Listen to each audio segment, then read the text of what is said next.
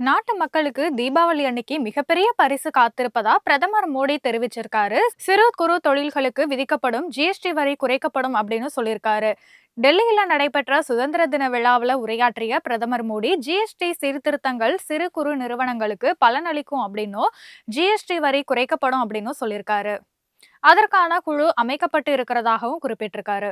GST குறைப்பால ஏழைகள், பெண்கள், விவசாயிகளோட நிதி நிலைமை மேம்படும் அப்படின்னு சொன்ன அவரு, இளைஞர்களுக்காக 1,00,000 கோடி ரூபாயில புதிய வேலைவாய்ப்பு ஊக்குவிப்பு திட்டம் தொடங்கப்படும் அப்படின்னும், இதன் மூலமா 3,50,00,000 இளைஞர்களுக்கு பலன் கிடைக்கும்னு சொல்லியிருக்காரு. புதிதாக தனியார் துறையில பணியில இணையும் இளைஞர்களுக்கு 15,000 ரூபாய் ஊக்கத்தொகை வழங்கப்படும் அப்படின்னு பிரதமர் மோடி சொல்லியிருக்காரு. நமது நாட்டோட தலைவிதியை மாற்றுவதற்காக இளைஞர்கள் எல்லாருமே ஒன்று சேரணும் அப்படின்னு அழைப்பு விடுத்த அவரு, விவசாயிகள், மீனவர்களுடைய நலன்ல ஒருபோதும் சமரசம் செய்து கொள்ள முடியாதுன்னு திட்டவட்டமா சொல்லியிருக்காரு.